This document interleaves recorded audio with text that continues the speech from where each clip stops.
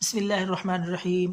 ناظرین، آج ہم لائے ہیں نسخہ دھدر کے لیے، جس کو دھدری بھی بولتے ہیں اور چمبل بھی۔ بہت ہی تکلیف دہ بیماری ہے، ہر وقت بندہ خارش کرتا رہتا ہے تاکہ خون سمنا شروع ہو جاتا ہے، پانی نکلنا شروع ہو جاتا ہے۔ یہ چمبل، دھدر، خارش، یہ اس قسم کی بیماری ہے۔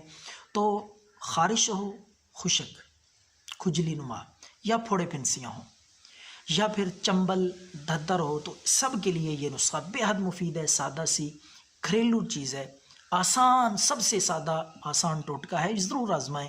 ایک آپ کیلا لے لیں، تازہ کیلا، فریش، اس کو آپ کاٹ کے اس کے پیس بنا لیں۔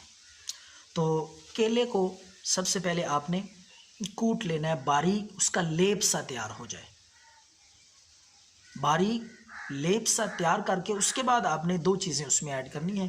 ایک تو ہے ایلو ویرا جیل، 2 چمچ، کاٹ کے درمیان سے جو جیل نکلتا ہے وہ آپ اس میں ڈال کے اچھی طرح مکس کریں کیلے میں۔ دوسری چیز ہے لیمبو کا رس، 1 عدد لیمبو لے لیں، کاٹ کے اس کے بیج نکال دیں، اس کا جو رس ہے، پانی ہے، وہ نچوڑ کے یہ بھی مکس کر لیں اچھی طرح۔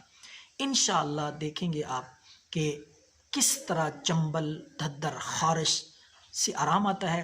جہاں بھی خارش ہو، ہاتھ پہ ہو، پاؤں پہ ہو، جسم کے، جلد کے جس حصے پہ بھی ہو، میں پھر بتا دوں یہ خارش کے لیے بھی ہے، الرجی، گرمی، دانوں، پھوڑے پھنسیاں اور دھدر چمبل کے لیے بھی ہے۔